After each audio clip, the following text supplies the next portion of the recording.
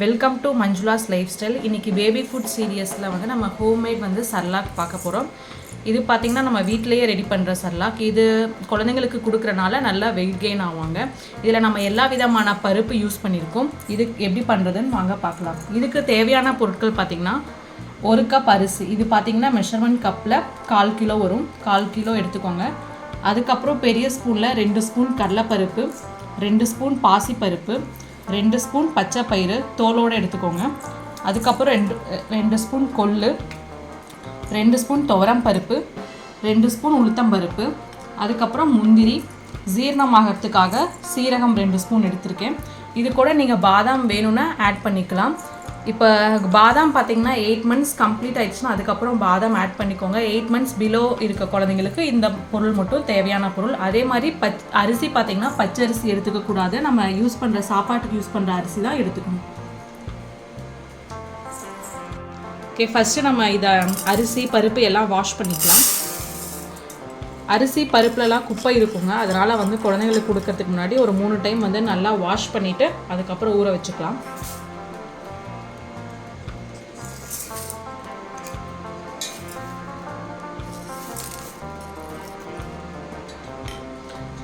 இது நம்ம வீட்டிலையே பண்ணுறனால எந்த கெமிக்கல்ஸும் ஆட் பண்ணலை. இது நீங்கள் கடையில் இந்த பவுடர் வாங்கினீங்கன்னா நிறைய விலை வரும்.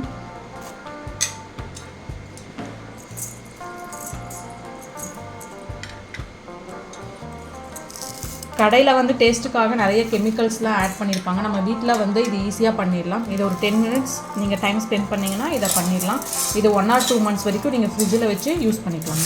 இதை ஃபஸ்ட்டு நல்லா வாட்டர் போட்டு குப்பை இல்லாமல் வாஷ் பண்ணிக்கலாம். ஒரு 3 டைம் வாஷ் பண்ணிவிட்டு அதுக்கப்புறம் மறுபடியும் நல்ல தண்ணி ஊற்றி ஒரு 4 to 5 hours வந்து ஊற வைக்கணும்.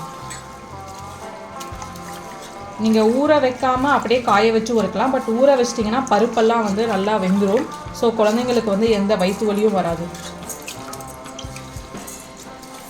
இப்போ பார்த்திங்கன்னா நம்ம கழுவும் போதே தெரியுது இல்லை நிறைய அழுக்கு இருக்குது. ஸோ இந்த அழுக்கு இல்லாமல் நல்லா ஃப்ரெஷ் தண்ணியில் வந்து க்ளீன் பண்ணி ஊற வச்சுக்கோம். நம்ம 3 டைம்ஸ் வாஷ் பண்ணியாச்சுங்க. இப்போ அந்த பருப்பு அரிசியில் இருக்க அழுக்கெல்லாம் போயிட்டு இப்போ பாருங்கள் ஃப்ரெஷ்ஷாக இருக்குது. இதை ஒரு 3 to 4 hours வந்து ஊற வச்சுக்கலாம். அரிசி வந்து நம்ம ஒரு 4 மணி நேரம் ஊற வச்சாச்சுங்க. ஊற வச்சு அதில் இருக்க தண்ணியெல்லாம் வடித்து இந்த மாதிரி ஒரு காட்டன் துணி போட்டு ஃபேன் கீழே வந்து காய வச்சுக்கோங்க. இல்லை நீங்கள் வெயிலையே காய வைக்கிறதா இருந்தாலும் காய வச்சுக்கலாங்க. இது நல்லா வந்து ஈரப்பதம் இல்லாமல் வந்து காயணுங்க. நல்லா காஞ்சாதான் வந்து நம்ம வந்து ஒரு 2 மாதத்துக்கு வந்து ஸ்டோர் பண்ண முடியும். ஈரப்பதம் இருந்துச்சு அப்படின்னா வந்து சீக்கிரம் வந்து கெட்டு போயிடும். ஸோ வந்து நல்லா காய வச்சுட்டு ஈரப்பதம் இல்லாமல் பார்த்துக்கோங்க.